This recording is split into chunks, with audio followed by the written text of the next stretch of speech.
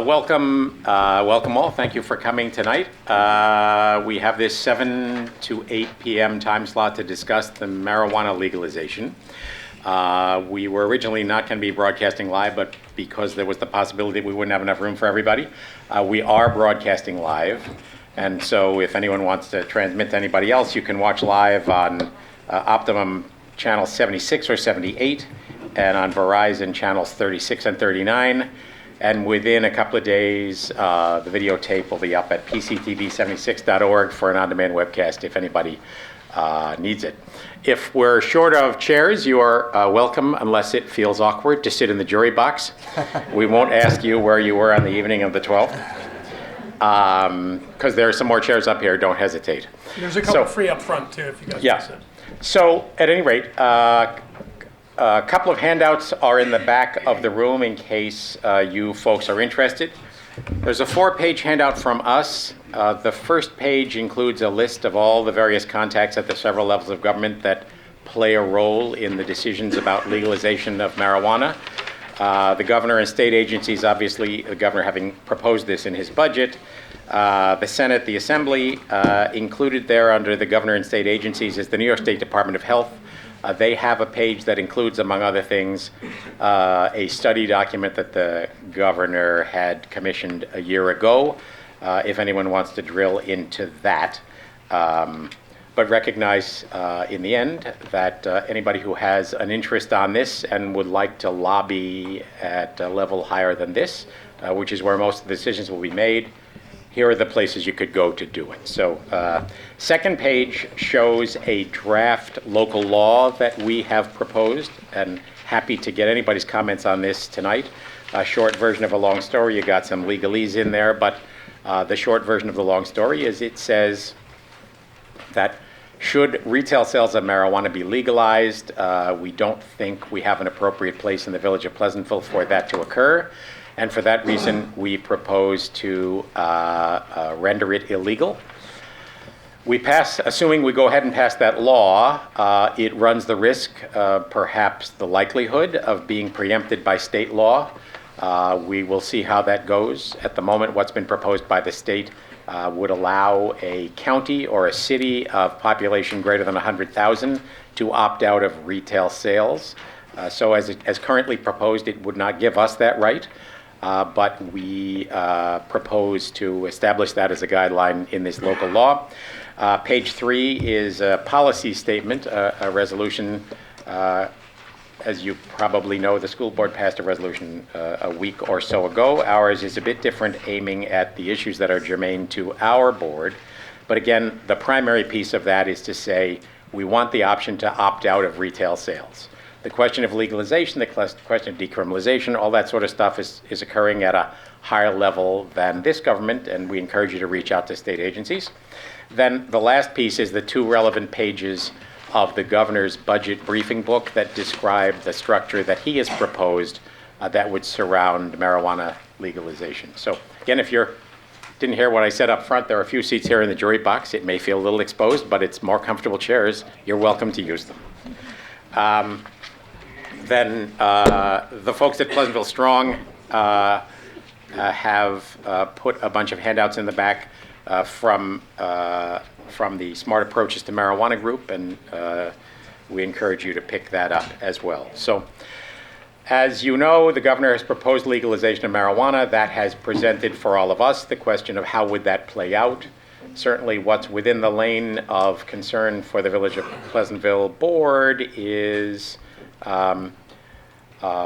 what that might mean for us, and I think it is fair to say, and my colleagues will comment as they wish, that we're all of the view, and I think we share it with the school board and the school district, that there isn't a very good place in the Village of Pleasantville to zone legal marijuana sales, and though for that reason we request the right to opt out. So if any board members have anything to say, they're welcome to do so, and then we invite anybody who wishes to speak. Maybe it's best to start a line around that side. If people have lots to say, we ask to give your name and address before you speak. We only have an hour, and we ask that you speak as briefly as you can and try not to make points already made. I want you to know that we're likely to run out of time tonight, and if there's plenty more to be said, we fully expect that we will re-engage with another session scheduled in the very near future. So certainly not intent to cut anybody off, but we have another agenda to start at 8 o'clock. And so I ask any of my colleagues who have something to say, they would like to say so at the outset. Want to start? Go ahead. No, you go ahead. Yeah. Okay. You first, Alphonse. Being on social media and being in a small village, I've heard a lot over the last few days about this meeting, and I thought it might be a good idea to set the record straight, at least for myself. My name is David Vinjamori. I'm the newest village board member, so I haven't met a lot of you yet. I've lived in Pleasantville only for 7 years now. And I know we're about to start an emotional discussion. I've heard that some people feel that members of the board are not worried about the potential effects of marijuana legalization on our children. I can't speak for the rest of the board, but I would like to speak for a second for myself. My father was an alcoholic. He had 3 failed marriages, and he died of diseases related to his alcoholism and smoking 2 weeks after my second child, Tessa, was born. Several other members of my family struggle with alcohol and substance addictions, including one who has been fighting both alcohol and marijuana addiction since before he was a teenager and has only recently sought treatment. I do not drink, and I have never tried an illegal drug. It's not from any puritanical impulse. Rather, it's because of my fear of the consequences of addiction that run through my family that I witnessed as a child. I must assume that my children have inherited this same predisposition to addiction, and that it's possible that one or more of them could someday experience the same struggles that my father did. It is my greatest fear as a parent. I don't generally believe that government should tell adults what to do in the privacy of their houses, but I do worry about the effects of legalization of marijuana on my family. I support the local ban on marijuana sales that the mayor has proposed. While it may not be ultimately effective, it may help us secure an opt-out on the retail sale of marijuana for villages in New York State, which I believe should be our first legislative priority. If anyone here feels that either me or the board have not acted swiftly or decisively enough on this issue, let me just tell you, it's not because I don't feel strongly. Personally, I do. It's because I feel like I cannot just take my personal convictions. I have to consider the interest of all the villagers and also, make sure that we're doing something that can be effective to affect the lives of our children. Thank you. Thank you, Am I David. next? Right, well said. I confess I have something prepared, but on a completely different subject. So if you would like to remain after for the public hearing on the Manville Road improvement and the civic space project, then I will have something more extensive to say. All I have to say at this point, of course, we're all very concerned about our children. I also have 2 young children, one of whom is about to verge into that delicate phase of being a human being that we know as being a teenager. So I'm very sensitive to these issues as well. But I'm really here tonight to hear what all of you have to say. I think I speak for all of us when I say we have had an unbelievable amount of conversations about marijuana this week with people all over the village. So I've been trying, not just at this meeting, because I know a lot of people are not comfortable speaking in public about their views, but I've tried to talk to people all around the community to get a sense of what their concerns are, what their perspective are, and so on. So that's really what I'm here to do tonight, is to listen to you and hear what you have to say. Yeah, same here. I don't need to add a whole lot to what both of my colleagues said. I think I take this also very seriously. I come from a part of the world that's very much, you do your own thing and people do their thing in the privacy of their own home, but I'm also struggling with the same thing that David mentioned, that we don't want our kids tempted, dealing with some of the issues that this means. And for us, it was also an exercise of how do we do this in a way that will be sustainable, effective, legal, all of that sort of stuff. So I won't add anything further to the comment. I'm curious what you all have to say as well. I've spoken to a lot of people this week, and it seems to me, and believe it or not, there are a lot of adults in this village who smoke marijuana. There's been a lot of people saying, well, we have to protect the kids. And I think there are a lot of people who feel there might be different ways to save the kids. Banning is one way. Banning legalization might be, perhaps banning sale, perhaps legalizing and regulating. And I've heard this from a lot of different people. I've also heard, though, that they don't want to be the ones getting up and standing up and saying that. So everybody needs to understand that there are at least two sides to this issue, probably 3, 4, 5 different sides to what's the best way to approach this to protect our kids. This is all coming from that place, and we all care about our kids. You all know I have kids. I have one still in the high school, and I have 3 that have gone through. Peters are done. Steve had kids in the schools. Nicole has kids in the schools coming up, and David as well. So, if anybody thinks we don't care, you're just mistaken. It's just really a question of how do we go about this and what's the best way to go about it. And, the consensus of the board, and you can see from the proposed local law and the resolution, is that we think probably banning the sale of marijuana for recreational use in Pleasantville is the best approach. But the reason we asked for this meeting is because we really want to hear what everybody has to say. And I don't think anybody should be afraid to get up and say, if they feel like it, I think it's okay to sell marijuana in the village of Pleasantville. Somebody might feel that, and I don't want anybody to give anybody else a hard time about it. It seems that there are multiple issues, and believe me, I've spoken to a lot of people over the past couple of weeks about it. So, I just wanted to say that there are many sides to this coin, and we have to look at it the best possible way we can. And what we're trying to do is solve a problem, not blame somebody or judge somebody or point the finger at somebody, but solve a problem that we see upcoming, a problem that already exists, but a problem that we see upcoming with the proposed legalization of, decriminalization of and legalization of the sale somewhere else in the state or throughout the state. We're trying to solve a problem, and so that's the difficulty we have. So we appreciate if everybody can just bear that in mind, that there are people of differing opinions and they're all okay. All right, thank you for that. Shout out to Tito Davila, who is here as representative of Senator Harkin's office. He's here as a listening post to hear what's said, and we thank you and the senator for attention to the folks here in Pleasantville.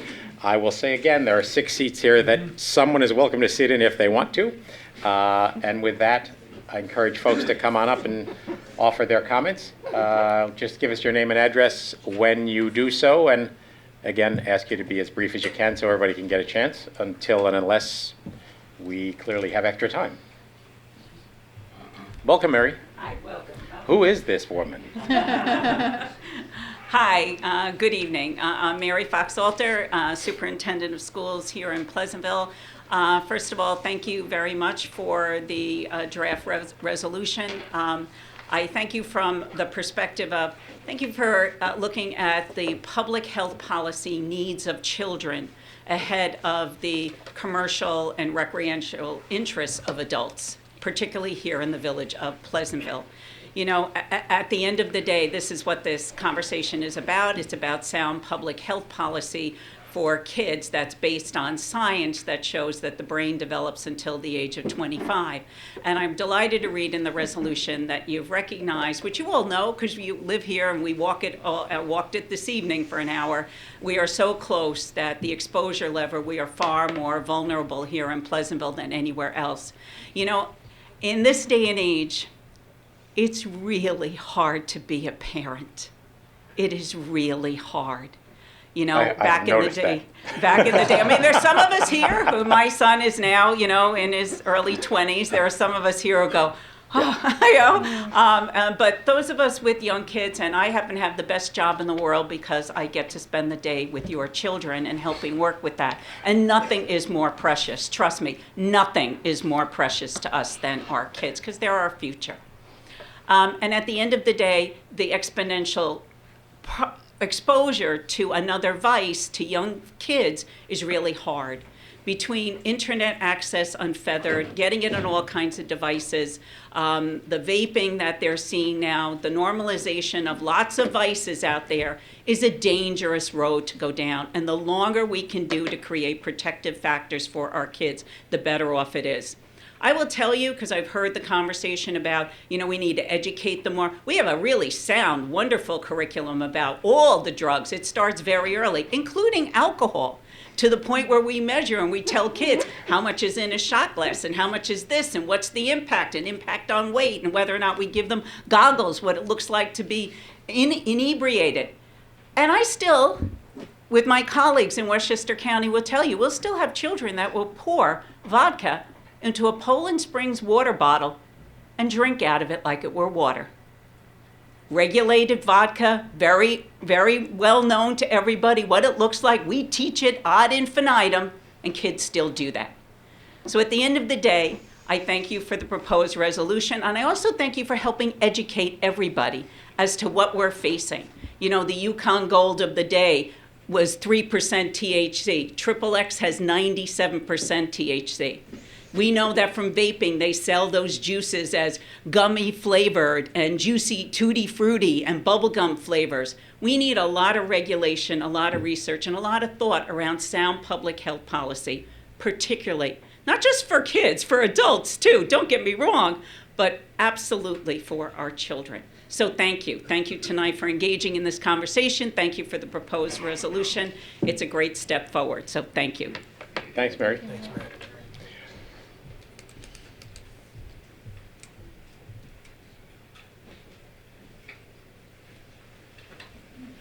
Hello. Welcome. My name is Mike DeGilio. I live at 265 Pleasantville Road. Been living here in Pleasantville 11 years. I've got a 10-year-old and a 5-year-old. I come from a medical background. I'm a licensed pharmacist. I've been licensed in New York, New Jersey, and Connecticut for 27 years now. I've been in the pharmacy practice for 33 years. I just want to go over some data that's readily available. This is nothing new. This was an article that came out on NBC last October, and it actually cites 4 studies. Cannabis causes cognitive impairment and delayed cognitive development in adolescence. This is from Patricia Conrad, the lead author and professor of psychiatry at the University of Montreal. A second study, published in the JAMA Psychiatry in June of last year via the University of Pennsylvania, analyzed 69 studies. So this was a meta-analysis. They discovered young people who used marijuana were more likely to have lower scores on tests of memory, processing new information, and higher level thinking, as well as problem solving, compared to non-users. Third study, in 2014, the Lancet Psychiatry famously reported that teens who smoke marijuana are 60% less likely to graduate from high school or college than those who never use it. A fourth study in 2017, led by Josine Borquet, I'm probably pronouncing this incorrectly, and her colleagues at the University of Montreal, suggests that a link between frequent marijuana use in adolescence can cause psychotic symptoms as well as depression. Another article, this came out in the Oregonian newspaper, December of 2017. They're reporting a spike of the number of teens poisoned by marijuana. In 2017, there were 70 teens between the age of 13 and 19 who were admitted to emergency rooms. Okay. This is from the Department of Health and Human Services. A couple of key points. Smoking marijuana can lead to breathing problems. Eating marijuana has a greater risk of poisoning. Anyone who uses marijuana may suffer negative health effects, including testicular cancer, heart attacks, respiratory disease, weakened immune system, complications in pregnancy, low birth weight, and, as well as cognitive problems, low academic achievement, and other educational outcomes, including impaired social functioning, and mental health disorders, including depression and anxiety. Brain development. Research shows changes in brain structure. It actually can change the way the brain's neurons are connected. Okay? Lower quality of brain connections, less blood flow to parts of the brain. And again, this is from the Department of Health and Human Services. Marijuana, like some other brain-altering substances, can be addictive. Anybody who tells you it's not is lying. Okay, they're lying to themselves, they're lying to you. Nearly 1 in 10 marijuana users are addicted. Okay, so this is definitely a gateway drug. This is not anything new.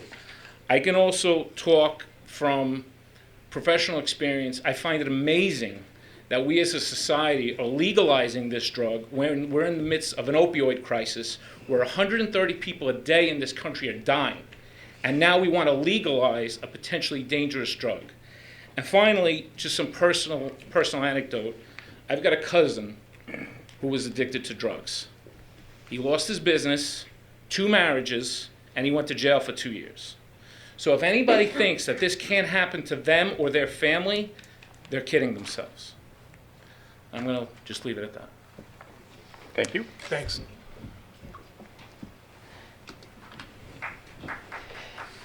I just want to point out one thing quickly. I appreciate your remarks, but I just want to make it clear we're not in a position to legislate on whether marijuana will be rendered legal throughout the state. So I would encourage you, if possible, to direct your comments to what we can and cannot do in Pleasantville and possibly responding to the documents that we've provided. I mean, among other things, it's important to know whether what we have proposed feels like a step that you would support or not, or have other thoughts.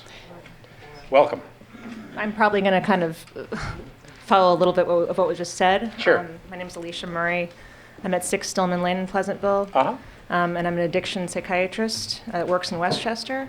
And I think just to echo a lot of what was just said, this is basically my practice now. Every single day I'm seeing these young kids that are about 19 and 20 years old from Westchester come in, and I mean, we're kind of coining it as a failure to launch syndrome, where they basically start smoking pot recreationally and end up getting completely hooked, where they're smoking every morning, dropping out of school, can't play sports anymore, can't function, can't really do anything, and the parents are at a loss. There's, I think you brought up emergency room visits. We're seeing, cannabinoid hyperemesis syndrome, where kids are just smoking constantly and then vomiting and, having all sorts of medical problems that people don't even know how to diagnose because they think still that marijuana is not a problem and marijuana couldn't possibly cause these types of problems, but it is. And I think the bigger issue that I'm seeing too is that kids who know that they have access to pot, if it's close, they're going to use it. I mean, just like we were all saying about the brain development, they don't have the ability to say no, So if it's around and there's vape shops local and then there's a dispensary local, that's going to be a huge problem, and it's just going to get worse and worse and worse. So that's just something I want to say. So Thank you. while you're there, can I ask you a question? Yeah, of course. I'm assuming you've read or you've looked at our proposed resolution and proposed local law. What do you think about those? Well, I couldn't read all of it, to be honest, because I was reading it on my phone. And it says, there's a big draft on top of it, so some of it's cut off. Fair enough. But I mean, They're all read digital now. yeah, it's tough to understand. I think my fear, though, is that if something, if a dispensary pops up locally, it's going to be a huge, huge problem for these kids. That this is a walking town. I mean, kids look at everything, they see everything, and they internalize everything, and they also still don't have the ability to process everything like adults can. So it's just a dangerous, dangerous phenomenon, being so close to school, to a walking town, and I think it could be a big problem. I have a question for you too while you're Yeah. up there. Would you say this has replaced alcohol as the thing that you worry about walking into work every day? Yeah, I mean, for young people, Yeah, absolutely. for And we're kids. talking about young people, yes. I mean, if you think about how they perceive risk, I mean, alcohol, I was talking to a parent today about how, she's like, my kid is more afraid of soda than he is of pot, because pot's good, I mean, they're using pot for, medicinal purposes. Right. Soda, no one says drink soda, but people do say, Hey, this right. helps, So yeah, I mean, the rates right now are higher than ever. I mean, I think 12th graders, there's probably 50% are at least trying, and 60% are trying, 50% are using it more than once, and there's about 10 to 12% that are getting addicted. Right. So it's just a really big problem, and it's going to get worse. And you look at what happens in Colorado and in these states where it's legal, it's becoming a big problem, and ERs are they don't even know what to do anymore. Right. Thank you. Yeah. So thank you for that. It just as I imagine most of you folks would agree, it seems quite a bit more likely than not that Albany is going to legalize recreational marijuana in some form. But we wholeheartedly endorse, and part of the reason we gave you this list is any of you who would like to lobby vigorously against that ought to do so to the executive branch and to the Senate and the Assembly. And what we're struggling with at our table and what generated these two proposals that are in the packet is to say we're trying to make certain that we have the right to say we do not want marijuana retail sales in the village of Pleasantville. So there are a whole lot of issues surrounding how the regulatory framework will get built out, but one of our issues is obviously a philosophical one. The other is a strategic one, which is to say the batting average of places like Pleasantville and indeed Westchester in general in tilting the scales of politics in Albany have not been very good. But this is an occasion when folks need to speak up.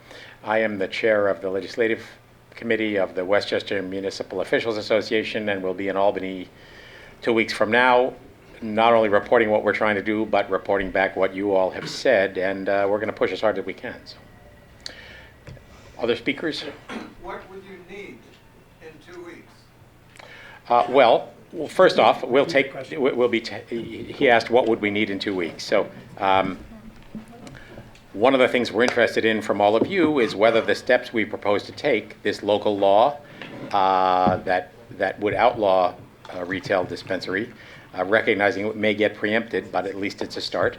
And then secondly, the statement of philosophy feel like the right strategy to you and whether you support them. If so, if we have a community behind us, and if we have other communities behind us with similar goals, perhaps we have a chance to carve out the right to opt out, which is not currently in the draft of what's proposed. So. For villages. Well, I mean, we're talking about Pleasantville, but obviously the right to opt out, I'm sure, is an issue in many communities, Right. bigger and smaller than But us. there's- And just to be clear, to opt out of allowing retail sales of marijuana products in the village of Pleasantville, we're not going to be able to if they pass, say, decriminalization of possession. We're not opting out of that. That's not what we're proposing. We're proposing an opportunity given to us by the state in their local law, or perhaps in their law, or perhaps through our law, to be able to opt out of the requirement to allow for sale of marijuana and marijuana products in Pleasantville. What is the distinction between the two parts of what you're saying? Well- Decriminalization of possession is one thing. Right. Decriminalization of use is another. For adults, I'm talking about for adults. Gotcha. Okay?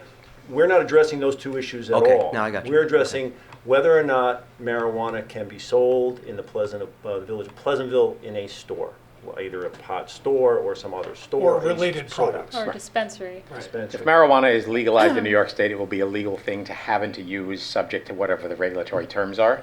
And the guess we all have to be spun out is that perhaps the decision within the next 2 months will be to legalize as part of the budget resolution, and then a year or so spent building out the regulatory framework prior to what the governor has proposed, which is legalization to begin in April 2020, a little more than a year from now. But certainly what has existed in some other states, Massachusetts among them, is the option to say in a local community, not right for us, for philosophical reasons, for physical reasons, for whatever it might be. So, welcome, Henry. Hi, Henry Leva, 385 Bedford Road. I did get a chance to look at the resolution, and I think it's great. The only part that gave me pause is Section 3 and the severability of it. I just want you guys to address for me. We're putting this forward, but now if the language of the law that the state takes on if they do legalize the sale of marijuana in towns and villages across the state and disallows this type of local law, this doesn't do anything for us. It does not, true. Correct. There is the risk of preemption, and as currently described in the proposal, we would be preempted from doing what we propose to do here. That, not now, but when a law took effect. Could you clarify what you're saying? So New York State has the capacity and the right to say, we are going to take certain rights away from you, as they have, for example, in the world of alcohol. alcohol licensing and quite a few of the rules surrounding the sale and purchase of alcohol are state laws, and whatever we think about them, we don't get to choose. The assumption is that a similar kind of regulatory framework is likely to exist for marijuana, except that Albany has not quite clarified what that might be. And so we passed this law that says, should it be legalized, we will render illegal retail sales in the village. It may very well be that we may not have the right to do that, and if we have that right removed from us, this law would become null and void, or we would have to rescind it, whatever the details might turn out to be. But certainly feel as though it's a logical step to take now, a statement of faith, so to speak, a flag in the ground, and then use whatever leverage we have, both in the next 8 weeks or so in the budget process, and then thereafter, after we see what happens with that, to say our number one goal here is to give the village of Pleasantville, and likely many of our colleagues in other communities, the right to say, if you legalize, we don't want a marijuana dispensary in our downtown. Okay.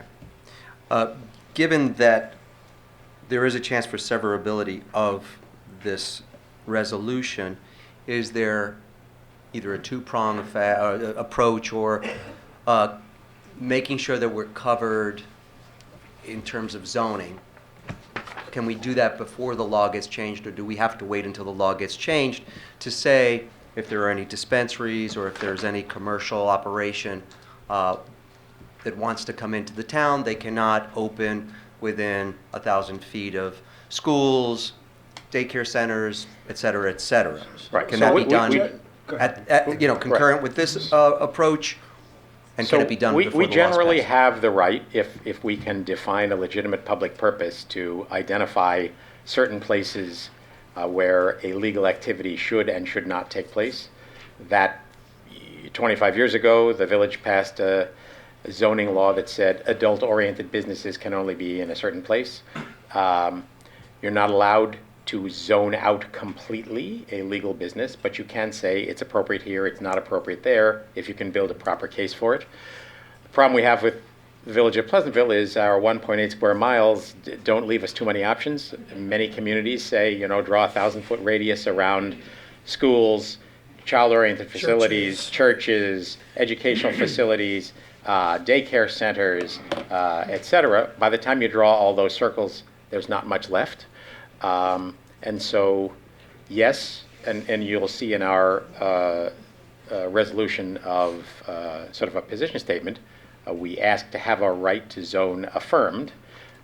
Nobody at the moment has suggested taking that away. It's just that in a place like the village of Pleasantville, it is hard to achieve the goal I think we're trying to achieve through zoning.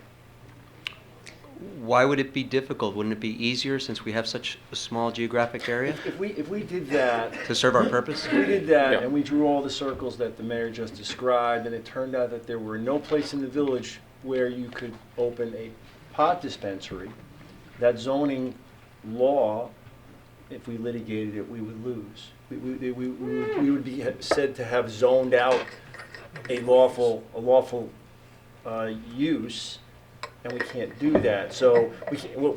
But you can get pretty close. If we can't do it explicitly. I mean, there's nothing, but we can legally get really close to it, right? No, we're not claiming defeat at all. So No, let there's me just just say rules. that There are laws and at the rules point about at zoning. No, I'm just asking what the rules Whoa, whoa, whoa. are. in Back terms up of- here, So what back you're up, hold on. explaining. Here, I think, and see if you agree with me. Sure. Our right to enact zoning of the kind we're talking about exists now, and to my knowledge, there's been no suggestion that any aspect of that would change. At the point at which it's clear that Albany has legalized the retail sale of recreational marijuana, we'll find out whether we were successful in lobbying for our right to opt out. If we don't have the right to opt out, then we would pivot to the zoning question. But I can assure you, having been through this in several other subjects, that, as you might imagine,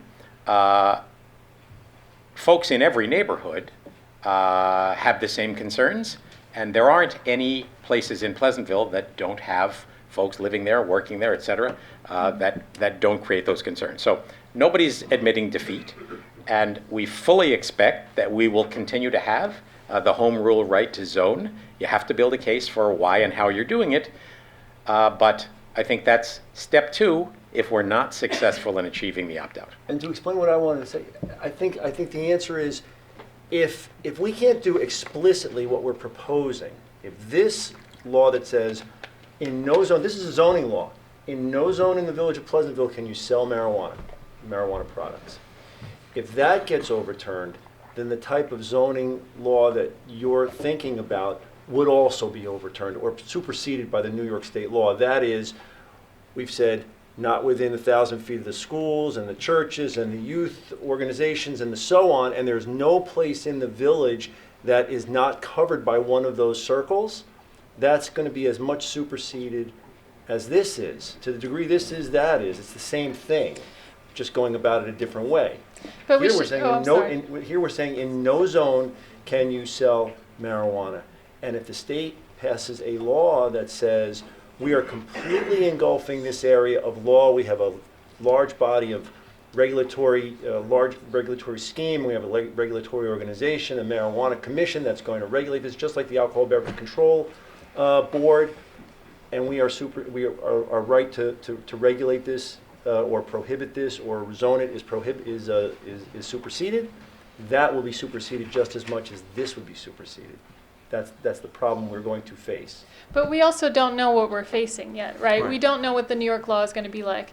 And for instance, I was talking to somebody who lives in California today, and she was trying to explain to me how it works in California. In California, as far as I understand it anyway, the state authorizes licenses for dispensaries, and they give those licenses to local municipalities. And then the local municipality has the authority to decide if they want to issue those licenses at all, and if they do, where to put them. So that's a completely different paradigm that we haven't considered yet. So it's possible that New York State would do something like that. We don't quite know what we're dealing with yet. Okay. We can't zone out. We can't zone out liquor stores. Same from that perspective. I'm not saying alcohol and marijuana are the same. They're different, but they have their similarities. But from a zoning perspective, it's the same issue. We can't zone out liquor stores. We're not allowed to.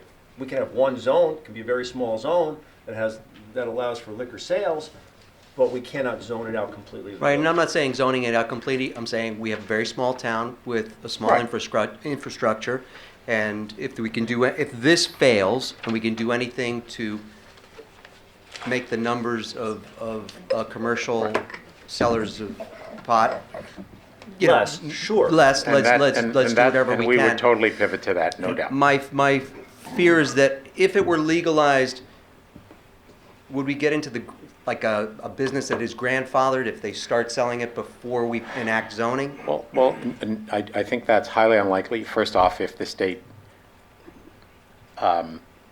is going to build out a regulatory framework that is going to supersede whatever we might do, but the earliest that has yet been proposed for legalization is April of 2020. So when we see how this develops in the next 12 weeks, or so in the state legislative budget process, we'll find out. We will certainly know more about what our range of options are. We're going to be vigorously advocating during this time period, starting right now. But I don't think there's any grandfathering issue. That is to say, we're going to pass this law, and because that law preceded legalization, will not protect it from being knocked out of the box if the state chooses to. Right. Well, I just want to be clear. I support it. I just had other questions. Appreciate it. Thank you. In case the state Yep. goes in a different way. All right. Let me just say one more time. I know it may feel funny, but you're welcome to walk right up here and sit in these 6 seats. We have 6 empty chairs and a lot of people standing up. So if you feel like it, don't hesitate, please. Good evening, Rich McSpadden, 61 West Core Avenue, the father of 4 teenagers. So what we were just talking about earlier was where we could not zone it. Have we thought about where we could zone it in an effort to put it where you want to put it? Right. You could create a zone for any specific thing, like you just said, liquor stores. Maybe you could zone it someplace far away from the, We don't have a far away. That's the problem. So Here is, here's far one. away from Yeah. Wheeler Avenue, right where all Yeah. the kids. There's other locations. I mean, you have to have a There's plan better. B. I mean, Right. There's other locations. DPW in the back where it floods all the time. I don't know. I can assure you, we're not going to do it on public land. But I mean, somebody sent me an email today and said, well, wouldn't it be good to put it down in the sort of warehouse area down on industrial Castleton Street, where a bunch of us were earlier last week celebrating the opening of Grit Ninja, a very kid-oriented gym thing. So, yes, I mean, if we end up that's the best tool we have in our toolbox, we'll go there. All right. So then the other Right. thoughts I might have had would, also zoning or building restrictions on how you could advertise, what kind of signage you could put up. Is there anything we could deal with now in that regards? Like tobacco can't be advertised at certain level stuff. Same thing like that, or just pricing them out. The permit needed to build in Pleasantville a dispensary of this nature would cost you so much, where you would seek elsewhere. I don't know if that's even legal, Yeah, there's- Well, but so it's just a two tool things, maybe, right, or even just the threat of it. Yeah, two would be things enough about that. to make them look And, elsewhere. I mean, this is a fast-moving target, and I don't mean to suggest that the last word, that things won't evolve over time. But our preliminary legal advice goes like this. On the subject of application fees, we certainly could charge an application fee, but it can't be quote unquote unreasonable in comparison to fees we charge for other uses, which is to say, for example, some have pointed out that a marijuana store would generate more oversight requirement, more police response, that there are additional costs, and that should be reflected in the cost of an application to establish such a business.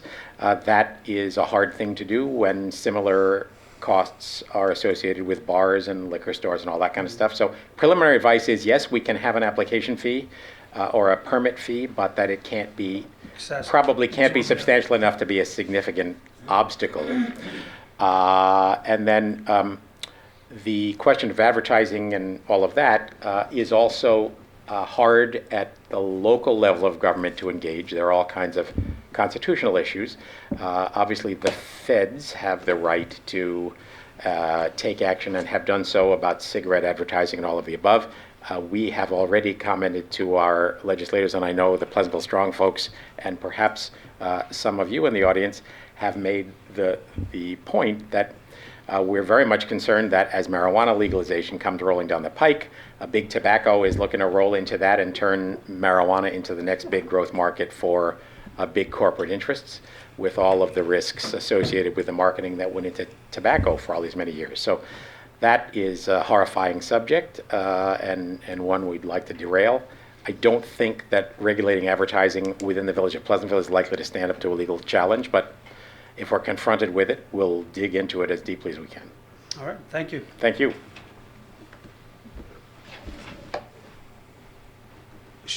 Shane McGaffey, 85 Nanahagan Road. I'll be brief. I just wanted to say a couple things that I think are important.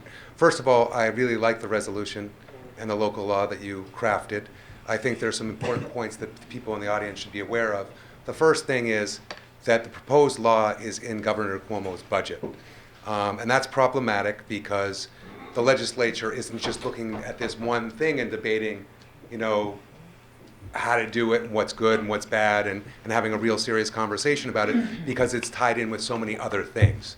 And they're probably not going to see the proposed law in its final written form until about 11:45 on March 31st, and it will get printed out and they'll have 15 minutes to vote on it, and probably won't even have a chance to see it because there might be more interested in other things. So it's the budget is always rushed, and that's the wrong place for this to be.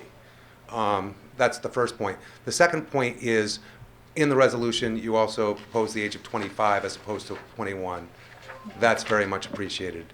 The ability to opt out, currently in the law, I don't know if it's been said completely, but it's cities with more than 100,000 people or counties. And obviously, the village of Pleasantville is not one of those places, so we would like villages in it.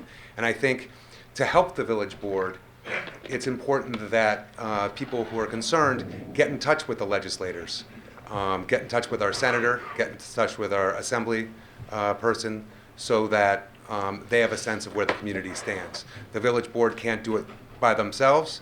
The community is here. We obviously care and are passionate about this issue. We have to let our legislators know that, one, we don't want it in the budget. We want it discussed. And if they're going to do it, they have to be a lot more thoughtful about it. There are a lot of concerns that people have, and they need to be addressed. And two, they have to consider allowing smaller places the ability to opt out. So I just wanted to make those points. And three, think about raising the age to 25. So I just wanted to make those points. I think you guys have done a great job with the resolution. Very much appreciated. Just wanted to get that information out, and I'll go back to what I was doing. Thank you. Thank you. Thank you, Shane. So let me add, thank you, Shane. Let me add to that I also think, obviously, Senator Harcum and Assemblyman Abenanti, the two legislative representatives that are in our districts, are the starting point for public comment. But I would also encourage folks to reach out to Senate Majority Leader Andrew Stewart Cousins, Representative here from her office, and a Pleasantville guy. And the jury box. no less. And also Assembly Speaker Carl Heastie, because those folks are certainly going to be much closer to the discussion with the executive branch. And as I say, those are the people who are going to decide how the next 8, 10, 12 weeks play out. And now's the time to comment to them. And the governor, I mean, don't Yeah. be shy, right? Like, let the governor know that you might not like the Yeah, technology he's we're using not, to do this. I don't think he's here tonight, Governor Cuomo. Didn't Are make you? it this time. Welcome. Thanks. Thank you. Good evening. I'm Terry Singletary, former resident of Pleasantville, 190 Lakeshore Drive. And permanent honorary. So. It's left in 2012. I applaud everything that you're doing here. I'm here on behalf of your children, on behalf of everybody else's children here. I was a Pleasantville kid. I am Pleasantville. Those kids I can relate to. I currently am a modified football coach at the high school and a varsity basketball coach at the high school. I also work closely with Pleasantville Strong. I'm a licensed recovery coach. I'm also certified to bring marijuana prevention to our youth through some coursework that I took. And, really, probably more importantly for me, I'm a recovering alcoholic and drug addict. 6.5 years clean sober. And, I'm here to tell you, it all started with alcohol on these streets in these woods. And, I was an athlete in high school, so back then we didn't smoke weed because that was, we just didn't do it. But I found it early on in college, and I'm here to tell you that I started smoking marijuana every day from my freshman year on, graduated college, got a wonderful job working at Ossining High School, started as a security guard, a coach,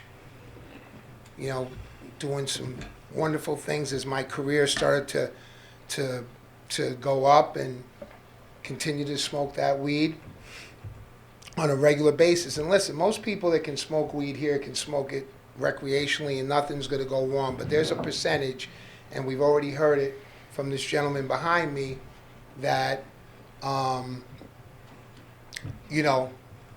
eventually we will become addicted. And in my mindset back then, it's natural, it doesn't do anything. I thought I was smarter by smoking weed at night. And then, to make a long story short, after 10 years of doing something almost every day, I became a heroin addict. And I was out there for a long time. And by the grace of God, I'm not a statistic. And I'm here to tell you that it's a gateway drug, without question. There is no addiction in my family. I grew up with great parents, well respected in this community. I was once well respected in this community until my addiction became worse and worse and worse. You don't pick up You know, opioids is a whole different other story, but you just don't pick up heroin.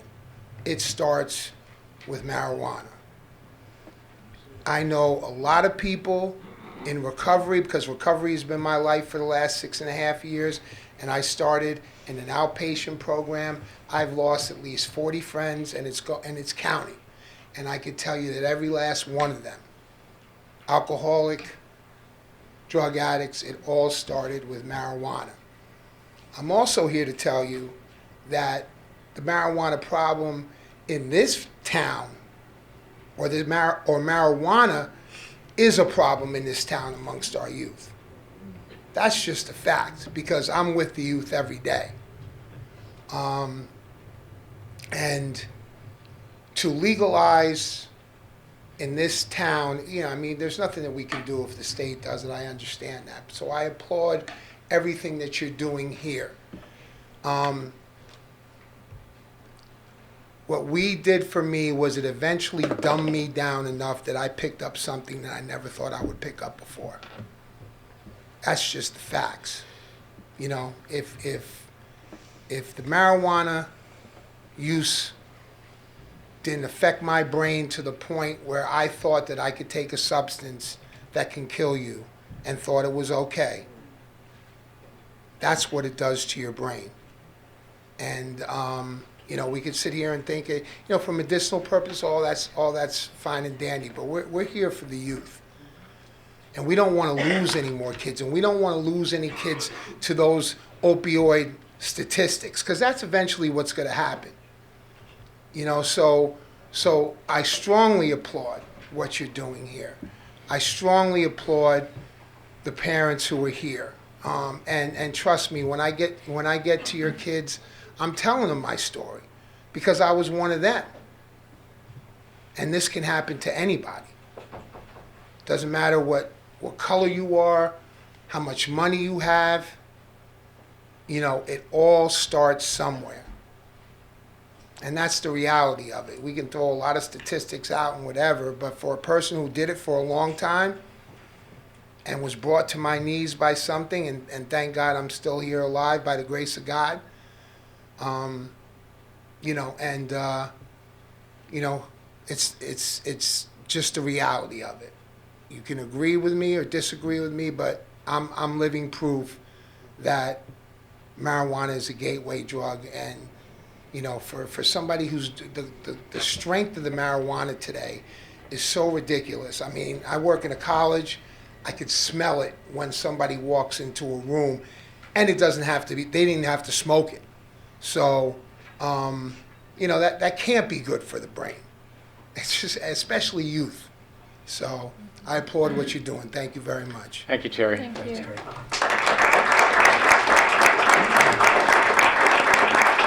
Hi, Colleen Wagner, 3 Country Club Lane. I am a parent of 3 boys. Used to sit in that seat, and the first thing I want to say is thank you to the community. I sat here for 6 years. We never saw 1/10 of the amount of people at a work session that we do here, so bravo. I wish it was. I had a whole bunch of happier weekend. statistics that I was going to bring up, but the fact is everyone has the statistics in their packet. And the truth is that in the states that have legalized and in Washington, D.C., everything that they wanted to go down went up. Everything. Drinking went up. Young children getting high went up. Arrests went up. Accidents went up. People who commit suicide having marijuana in their body went up. Everything went up. So you have a great packet there. But I think the reason that we're here is to ask you to do some things. So one is I thank you for the resolution, and I'd like to get a sense of when you think that resolution is going to be put up for vote. My concern sitting here tonight is all this, well, the county and the state. I want us to be out in front of this. You know, I don't want to wait for the state to do anything. If we have to nullify something or if we have to alter it, so be it. But I'd like us to be the leader. And it makes me very nervous that a mile down the road is another village that might not opt out. So when you talk about us lobbying, I want you to lobby too for us, you know, for what everybody in this room is saying. Because I think you carry a lot more weight with some of the great, you know, people that are here representing our representatives as well. So the couple of asks I have is, one, when do we think this resolution is going to be put out for vote? The second is, when could we do this in a meeting, not as a work session where we have, 50, 45 minutes or so to talk, where it could be, put out on TV. And the third thing is, I'd like to suggest that we put together a committee that, represents, the opinions of all in this community, but where everyone can get, where you can sort of put it out to these people to do their homework and bring some things back to you. So whatever happens, if the state comes out and does or doesn't, if the county comes out and does and doesn't, we're ready for it. Because I do worry about things being grandfathered. I do worry about the people who are invested in this having a lot of money and being able to beat us in this game. And it worries me. I want to say thank you to Shane, because I think that's a great point. We need to get this out of the budget. So I'd like to see, you communicating that information as well. And anything else that we want? No. All right, so let me just respond. Did I get it? Did we get them all? Did we get them all? Okay. So, when can we expect this resolution to come out for vote? The resolution for the zoning law requires that we refer it to county planning and give them 30 days to respond. So absent anybody having a different opinion that we should incorporate, I think it's our intention to send this tomorrow to county planning and start that process. That would likely mean that at our next meeting, first meeting in February, which is what, the 11th, we would post it for public hearing, so that these two things are happening simultaneously, the referral to county, et cetera. And so, and then, assuming all that works out, it's potentially on for public hearing the second meeting in February and voted on that night.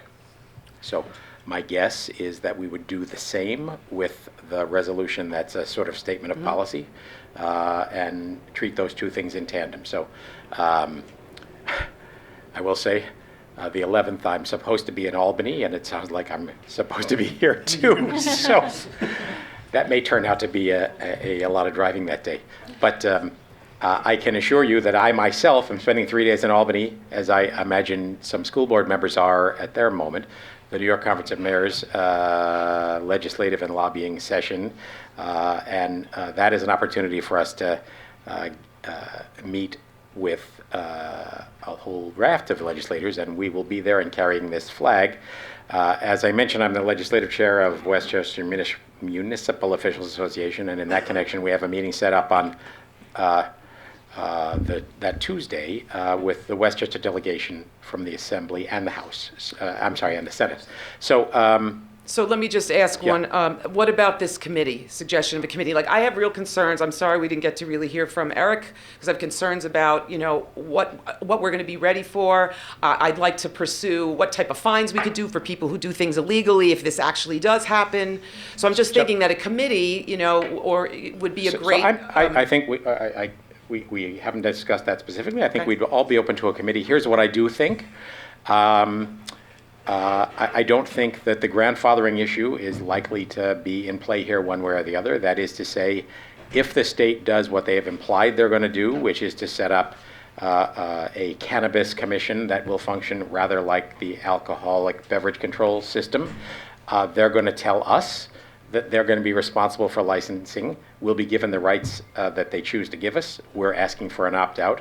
But licensing, penalties, fines, risk of loss of license, all those things likely would be managed solely by the state, as is the case for alcohol. Right, but and likely's great. Yeah. But if we could do something, it sends a message. I think it sends a message to the state, it sends a message to the county, and more importantly, I think it sends a message to our children of what we think. And perception is reality, in a lot of cases, and I really want to make sure that our kids realize, what the adults in this community feel about the use of drugs in a developing brain. And so even if it's just for show, let's do it for show. So we drafted a resolution, and in that resolution, we're asking the state to incorporate certain things into a state law, the primary of which it would be an opt-out, but of course, short of an opt-out, significant regulation, 25 years old to purchase, 2 forms of identification, one with a picture on it, because a lot of kids have fake IDs, so it just makes it that much more difficult to purchase. significant fines for violation, loss of license for one violation, you sell to a minor once, you lose your license permanently, those kinds of things. So that's what we're asking for in the resolution. So in terms of you saying let's you do something aside from the local law, which is a whole separate thing, but do something. That's what we're proposing to do right now. I really Right, for don't right know. now. I don't know. I really don't know what else. I mean, we give us some ideas. Like Well, what you I want us think to do. part of it is, I think that a committee would be helpful with that. Yeah. But part of it is we're sort of looking at this as when the state does this, we should do this. So let's turn it around. Let's do what we think should happen and let them follow us or let them understand what we think should happen. Well, that's what we're what we're doing. doing with Okay, this law. all right. So, Yeah. so if we, Right. for example, if we propose two local laws, this local law and let's say another one that says marijuana sales, if it's legal, can only be sold in this zone that's down behind the DPW garage, whatever it is, whatever that zone is. So now we've got two local laws where we're more proactive. How does that help us? In fact, those are contradictory. One's saying you can't sell in the village, and the other one's saying so. We have to be a little bit strategic about what we're doing, just so that hopefully some of it will stick and work, and we'll get some of what we're asking for, an opt out or some of these other things we're asking for in the resolution. So, just spinning our wheels to do things with no real plan as to what they're. To me, Well, that that's doesn't why make we're asking sense. for a committee, and I think that would be helpful. And then I think too, it would improve communication, out to the community. Because certainly, I am pleased with the resolution, but getting it a few hours before a meeting, is difficult. The earlier you have something, the better it would be. And I think, if you had some assistance in getting the word out, it would be welcome. It would be welcome. I'm And if we can help, we're not putting it out on you. Yeah. If we can help with that, I'm open to the idea of the committee, but I feel like that's something that needs to be discussed a little bit. I would want to know who's on the committee, for instance. So when would you like to that's discuss it? Well, I'm available. We Okay. met this week. We Okay. could meet. Great. Last week we could meet this week too. All right. Thank you. Thank you, Colleen. Other speakers? We're getting close to our witching hour, and we'll cheat a little bit. But as I mentioned, and we can ask at the end of this, if folks would like to convene for another session, formally, informally, whatever, happy to do it. So, welcome, Jay. Hey, Jay LaCapria, 83 West Core Avenue. We've been talking a lot about preventing marijuana from being legalized and the problems that occur when it happens. Is there a plan in place? I mean, everything that I'm listening to here, I think the resolution reads great, but if I'm reading you guys correctly, it's not likely to really do anything. Was any thought given to how we are going to police this after the fact? Police. Well, so let me. Hey, marijuana's legal. Right. You can buy it. Are there plans in place to help, mitigate what that could cause for the community? So, are you suggesting in respect to, for example, let's say a marijuana dispensary were permitted to open up in Pleasantville, and are you asking about Yes, they absolutely. violated the law by selling to someone under the age of 25? It could be, yes. It could be a violation of the law. It could be a sting operation. Are we going to be creative? Let's assume this passes, because that's what I think is going to happen. Right. I do too. What are you planning? I don't- What are you the planning for legalization- our the- community? The proposal to legalize marijuana was proposed 2 weeks ago. It wasn't proposed before that. So for us to have a solid set of plans, it's a little bit. Fair enough. Sure. But I think yes, it's part. I would say to you, just like we should be policing bars, Which we do. liquor I can stores, speak to all of that. them the same way. The same. That we have. So it's police no force. difference. It's We have a police force that should be policing these things. That's what Well, we police have do. Chief Kretzner is here. Do you want to? Do you want to comment? First of all, thank you to the village board and to the community for coming out. Just specifically to your question, we spend a great deal of resources, not just policing and enforcing alcohol laws, but also partnering with Pleasantville Strong, with the schools, to get the message out that, in any way that we can, to sort of send the message that illegal substances, even if they're legal for adults, are illegal for kids. So we go in a number of different ways. We put our youth officer in the schools once a week to speak to the 7th and 8th grade classes. We have done sting operations, absolutely. We were one of the few communities in Westchester that actually successfully prosecuted a social host violation, which is when the parents or guardians or people in charge of a household allow a high school drinking party to occur. That's now currently a violation of a Westchester law. We prosecuted that case, and again, I give great kudos because it was something that's not done in a lot of places, and we did it here. So without seeing the law specifically as to what is prohibited and what is allowed, I can't tell you that we're sitting down and coming up with plans. I can tell you that this is a concern at the county level for the Westchester County Chiefs Association. We're in conversations with the district attorney as far as the prosecution of these cases and how these things are going to move forward. This is something we take very seriously, like I said, at the county level and here at this level. But without seeing the specifics of exactly how these things are going to go, I can tell you that we are committed to protecting the kids. You know, if the law is written that it's 25, then we will be out there making sure that we're doing everything we can to keep that in place. Fair enough. In your professional opinion, do you think this will make your job easier or harder if marijuana is made legal? A number of people can speak to the impacts and have spoken to the impacts of what this happens in communities when marijuana is made legal. We have spent a great deal of time and energy in the last few years talking to kids about cigarettes and talking to kids about alcohol, and in a number of ways and in a number of metrics that message has gotten through. So the thought of now having a new substance that, as many people have pointed out, is far more socially acceptable, is being used in ways that make it more socially acceptable. The short answer, it's a very long way around to yes, my job will become far more difficult to protect the children of this community if marijuana is made legal. Thank you. Thank you, Jay. Good evening. Nick Vecchiarello, 82 West Square Avenue. Just real quick, wanted to bring up one other point that hasn't really been brought up today. I have 3 children. My wife and I, we moved to the village in 2012.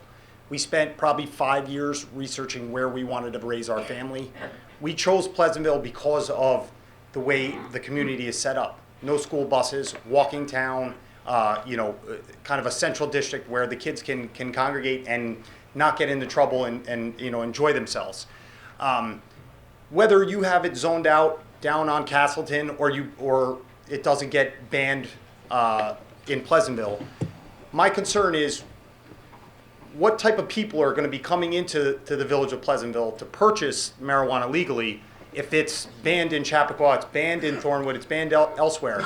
I think we need to be proactive in keeping it out of our community in conjunction with them, but most importantly, I don't want retail sales here where some person from anywhere else in this community, an adult, comes here and he's purchasing marijuana on Wheeler Avenue while my 12-year-old is, getting ice cream with her friends. So, I think that the key point here, obviously the kids, we want to keep it out of their hands, but we welcome people to come and use Jacob Burns Theater, to come use our restaurants and enjoy our community. And I'm not saying everyone that smokes marijuana is a bad person, but we're just opening it up to, a whole vast of other people that we maybe don't want coming into our village and then, socializing, or not even socializing, but being along with our kids on an everyday basis. So that's another concern that I know I had, and a lot of, young parents with younger children who are now just starting to get to the benefits. My kids are just getting to the benefit of being able to walk into town with their friends and enjoy it. So I applaud you for being proactive. I think we need to continue to stay on this course. Thank you. We will. Thank you. Thanks. Thank you. Michael Bush, 124 Locust Road.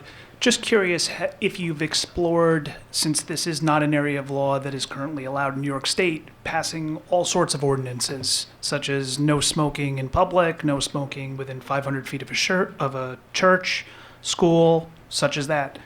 My thought is that while I understand your desire not to pass inconsistent zoning laws where you say it's completely prohibited, except if it is in fact allowed, we'll allow it down the street. But there are other consistent approaches. For instance, you could add to your resolution that you will not permit any business to operate which is prohibited by federal law. Because arguably the U.S. Constitution and the laws of the federal government already overruled any kind of state legislation. So just preparing for something like that, if the state were to try to preempt you, they've already been preempted. So the suggestion was made, although I don't think we tracked it down yet, that Mount Kisco has such a proviso in their law that says that you can't sell anything that's prohibited by federal law. There's this weird circumstance in whatever it is, something like 11 states now have legalized marijuana, but it's officially listed on the federal list as a illegal controlled substance. I read an article the other day that suggested that that may change at the federal level, and it's unclear if it will. There are battles breaking out over the question of whether that federal law trumps state law and whether we have an out in that way. All those things are worthy subjects to explore. I will say that I do think that for the next 10 or so weeks in the legislative session, when this budget proviso is under discussion and perhaps will get voted on by April 1, I feel like our laser focus should be give the Village of Pleasantville, and by extension others like us, the right to opt out. If we don't achieve that, then we have a whole lot of other stuff to deal with, and the things you suggest are all on the table. Thanks. I'll just point out too, we don't know what the law is going to be with respect to consumption. So in California, for instance, and I have not studied all the different states that have legalized it, but it's not legal to consume it in public. So just to put that out there. Form?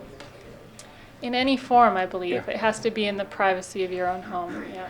All right, are there other speakers? We're at 8:15, which is a little past our witching hour, and we have another meeting to start. I don't mean to cut anyone off. One more. Here you come. Okay. I just have a question. Yes. Alyssa Germain, 29 Guyon Street. I guess I came in here not sure how I felt about the whole idea of legalizing marijuana, and now I feel definitely strongly one way, but it seems like it's all assumed this is going to happen, and I feel like as Shane said, it hasn't been discussed, it's hiding in the budget. But what can we do before we assume, like, do the things we can do in case it happens, but what else can we do? Like, I'd like advice from you, like, what can we do as a community, or Pleasantville Strong, like, what petitions could you guys draft that we can kind of sign on to that send it to the legislators in Albany? They're on here. I see the names, but I think it's really helpful. More people are going to do it if it's written out. Here's an example of what you could send if we don't want this to happen at all. I mean, I know the school district, Emily and I had this conversation at one point. Can I add to that just for a Sure. minute? You can come to the mic so people can hear you, Mary. Right, so, sorry. Yeah. So just as an aside, the school board passed, Peter's right, we passed a resolution about this, and we will make sure we send it out to the community, and on it we'll have all of the addresses and emails that you see up there. And it captures pretty much a lot of specificity in it about all the issues about regulation, about packaging, about the research behind brain and the developing mind up to the age of 25. So we'll make sure it goes out. We'll send it to Eric because you guys have an email list too, and people then just can follow up with that with all their elected officials. So we'll do that thing first thing tomorrow. Okay, thank you. Maybe Strong could do e-petition. Hey, John. John Muller, 52 Guyon, 3 sons, 2 are still in the school district, 1 is off to college. I want to applaud the board for doing a great job with the resolution. It is exactly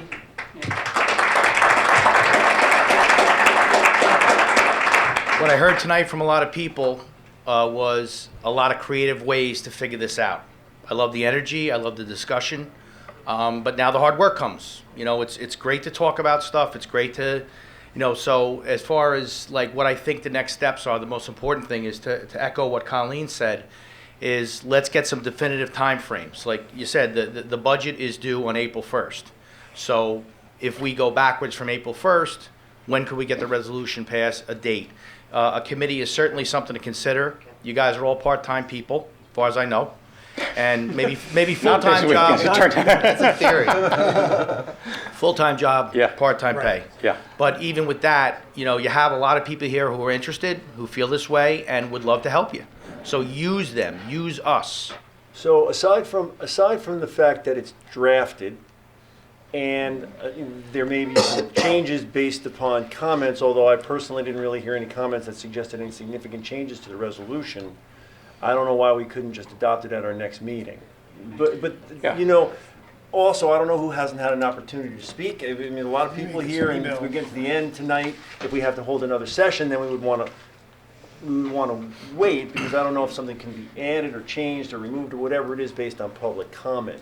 But aside from those sorts of changes based on public comment, I don't know why we couldn't, I don't know how you feel about it, Mayor, put it on the next agenda for adoption. You're talking about the resolution, not the law. The resolution for the The zoning. resolution, Right. not So- not the local law, Yeah. which is going to take a little bit more You'd have to have a process. public hearing for that, Right. but not for the resolution. And we have to refer to county planning, but we're going to do that tomorrow because Yeah. it's a zoning law. So, as I say, the one struggle we have is a couple of us are supposed to be somewhere else at our next meeting, and I'm supposed to be in Albany beating on these very people to do what we're all talking about, although it's starting to look like it's going to be a round trip. Can I ask you one question, Mayor, Sure. about that? And Yeah. you being the chair of the municipal Yeah, sure. mayors, have they taken a position yet on this or no? So I can say that the level of focus of it here in the village of Pleasantville is, as far as I can see, quite a bit higher than it is in most other communities, and I give applause to you and your leadership of Strong and Nicole Malgarinos and the school district. This kind of discussion is not, as far as I can see, happening. We have sent out to all 45 communities an inquiry about their key priorities, and they're trickling back. The marijuana issue is one of them, and in some communities, especially in communities where it's kind of assumed to be likely to happen and there isn't a strong force against it, communities are concerned about the sales tax aspects and the financial givebacks that have been proposed by this. That feels to us like the wrong piece of this to be focused Well, you know, on. to that So, point, that's yeah. a great fact to jump off from. You know, Yeah. in Colorado, according to the data we have, for every dollar they brought in for tax revenue, they spent $4.50 on police, ambulances, first responders, and emergency room visits. So that, you know, like, there's a body of knowledge, and it's like I'm preaching to the choir here, but there's a body of knowledge already that says this didn't work in other places. Again, the focus here is about the kids, and I think that everybody here is unified. Like I said, I think you did a great job with the resolution. I applaud you for that. I appreciate it. And in closing, 'cause I know you got to wrap it up, I just want to thank everybody for coming, because this is your Pleasantville community. These are the people that it's all you have to do in something like this is snap your fingers and people will come out. That's why everyone lives here. And I appreciate you taking the time to listen to everybody. Thank you. Likewise.